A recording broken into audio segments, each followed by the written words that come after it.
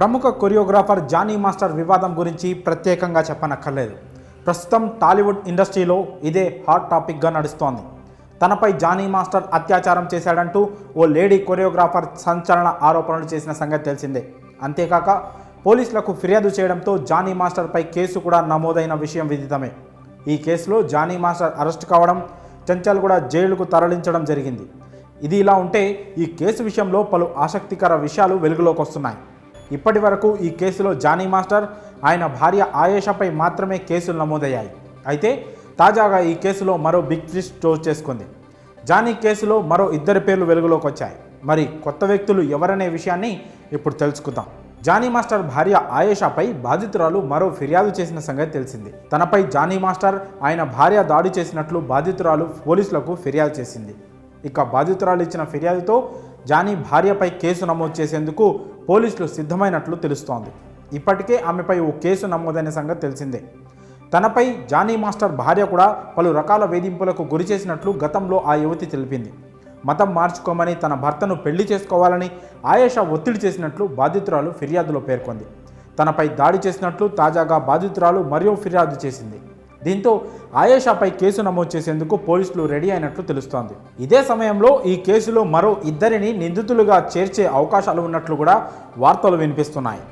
ముంబైలో తనపై అత్యాచారం జరిగినప్పుడు అసిస్టెంట్ కొరియోగ్రాఫర్లు అయిన మోయిన్, రాహుల్ తనతో ట్రావెల్ చేసినట్లు యువతి ఫిర్యాదులో పేర్కొంది. తనపై అత్యాచారం జరిగినప్పుడు వారు కూడా ఉన్నారని బాధితురాలు ఫిర్యాదులో పేర్కొంది. దీంతో వారిద్దరిని కూడా పోలీసులు అదుపులోకి తీసుకోనున్నారు. అయితే వారిద్దరిని నిందితులుగా కాకుండా సాక్షులుగా తీసుకునే అవకాశం ఉందని తెలుస్తోంది. వారిద్దరిని అదుపులోకి తీసుకొని ముంబైకి వెళ్ళిన సమయంలో జానీ మాస్టర్, ఆ యువతి మధ్య జరిగిన సంఘటనలు, వారిద్దరి ప్రవర్తనలు ఎలా ఉండేవి వంటి సమాచారాన్ని పోలీసులు సేకరించనున్నారు. ఇకపోతే తనపై దాడి చేసినట్లు బాధితురాలు చేసిన ఫిర్యాదులపైన జానీ మాస్టర్ భార్య స్పందించారు. బాధితురాలిని కొట్టినట్లుగా ఆయేషా ఓ మీడియా ఛానల్ ఇంటర్వ్యూలో ఒప్పుకున్నారు. అయితే ఆ యువతిని ఎందుకు కొట్టాల్సి వచ్చిందో కూడా ఆయేషా వివరణ ఇచ్చారు. ఆ యువతి జానీ మాస్టర్ను తనకు, తన పిల్లలకు దూరం చేసిందని ఆయేషా చెప్పుకొచ్చింది.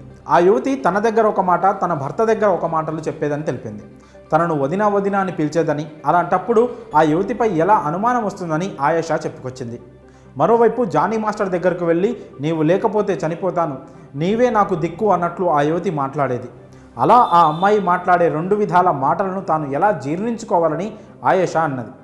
ఇలా డబుల్ గేమ్ ఆడినప్పుడే ఆ యువతి ఇంటికి వెళ్ళాలని, అది కూడా ఆ యువతి ప్రవర్తన పీక్ స్టేజ్లో ఉన్నప్పుడు వెళ్ళానని ఆయేషా తెలిపింది.